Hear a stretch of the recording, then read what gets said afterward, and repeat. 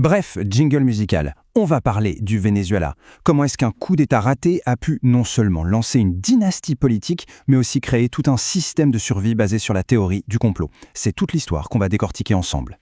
Alors tout commence par un échec, un vrai. Nous sommes en 1992, un coup d'État militaire vient d'être écrasé, mais son chef, un certain Hugo Chavez, prononce deux mots qui vont absolument tout changer pour le Venezuela, pour l'instant. La question est là. Comment est-ce que ces deux petits mots, dits au moment d'une défaite totale, ont pu devenir le point de départ d'une véritable révolution et installer un régime qui dure depuis des décennies? C'est ce parcours-là qu'on va retracer. D'abord, pour comprendre l'ascension de Chavez, il faut vraiment regarder le contexte. Ce Venezuela en crise profonde qu'il a littéralement fabriqué. À la fin des années 90, le Venezuela, c'était un paradoxe incroyable. Le pays est assis sur les plus grosses réserves de pétrole du monde, et pourtant, près de 80% de la population vit dans la pauvreté. Les gens étaient écœurés, complètement désabusés par une classe politique jugée corrompue jusqu'à la moelle. Et cette colère, Chavez a su la capter. Son parcours est fulgurant.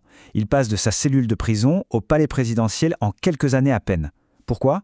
Parce qu'il incarnait la rupture, la promesse de tout balayer, de mettre à la porte ce vieux système que plus personne ne supportait. Une fois élu, Chavez ne perd pas une seconde. Il lance tout de suite son grand projet, ce qu'il a appelé la révolution bolivarienne. La toute première étape, ça a été de réécrire complètement la Constitution, dès 1999. Mais ça, ce n'était que le début. Le véritable objectif, c'était de construire son fameux socialisme du XXIe siècle, et pour ça, il allait utiliser l'arme absolue du Venezuela, sa richesse pétrolière. Grâce à l'argent du pétrole, dont les prix étaient au plus haut, il a financé d'immenses programmes sociaux. Et les résultats étaient là. Des millions de personnes sont sorties de la pauvreté, ce qui a évidemment assuré à Chavez un soutien populaire massif. Le problème, c'est que c'était une arme à double tranchant. Cette stratégie a aussi permis de centraliser tout le pouvoir, absolument tout, entre les mains de l'État. Mais voilà, les programmes sociaux, ça ne suffisait pas. Pour vraiment bétonner son pouvoir, le régime a sorti une autre arme, une arme narrative cette fois, mais tout aussi puissante. Le récit d'un pays constamment attaqué, assiégé par des ennemis venus de l'extérieur. Et dans ce domaine, Chavez, et plus tard son successeur Maduro, sont devenus de véritables maîtres. L'idée est simple.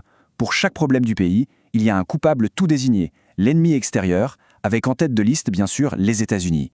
Le régime n'avait peur de rien, pas même d'utiliser les théories du complot les plus folles. Chavez est allé jusqu'à suggérer publiquement que les attentats du 11 septembre avaient été organisés par le gouvernement américain lui-même. C'est allé si loin que même la mort de Chavez, décédé d'un cancer, a été intégrée à ce manuel du complot. Pour le régime, ce n'était pas une simple maladie, non, c'était un assassinat, un complot étranger. La tragédie personnelle est devenue une arme politique et Chavez a été transformé en martyr de la cause. Le problème, c'est qu'une révolution qui est construite quasi exclusivement sur les revenus du pétrole, elle est incroyablement fragile. Elle est à la merci du marché mondial. Il faut bien se rendre compte de ce que ça représente. Le Venezuela, c'est un océan de pétrole. On parle des plus grandes réserves prouvées de la planète. Ce n'est pas juste une ressource, c'est littéralement le sang qui fait tourner toute l'économie et qui finance tout le projet bolivarien. Mais voilà le piège.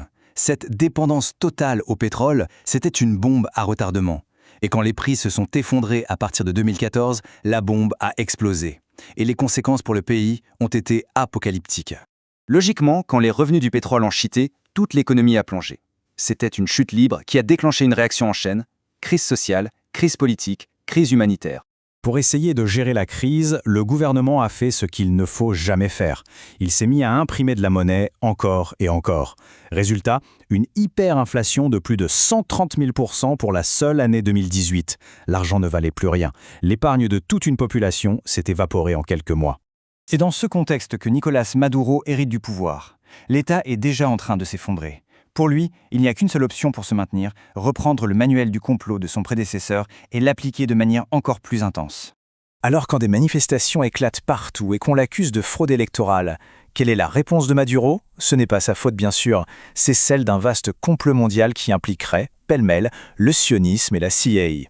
Et là, la rhétorique part complètement en vrille, elle devient surréaliste. Le régime en vient accuser des personnalités comme Elon Musk d'être à la tête de sectes sataniques dont le but serait de détruire le Venezuela. Oui, on voit bien à quoi ça sert. C'est l'alibi parfait. L'hyperinflation, les pénuries de nourriture, la criminalité qui explose, ce n'est jamais, au grand jamais, la faute du gouvernement. C'est toujours, systématiquement, la faute de ses fameux ennemis, puissants et invisibles. Au final, après plus de 20 ans de révolution, le contraste est absolument saisissant. D'un côté, il y avait la promesse d'une société plus juste, souveraine, sans pauvreté. De l'autre, la réalité d'aujourd'hui, un exode de millions de personnes, une hyperinflation dévastatrice et un pays étranglé par les sanctions. Tout ça nous amène à une dernière question, une question fondamentale pour l'avenir du pays. Quand un régime a bâti toute son histoire, toute son identité sur le fait de blâmer les autres, qu'est-ce qui peut bien venir après? Quel peut être le chapitre suivant?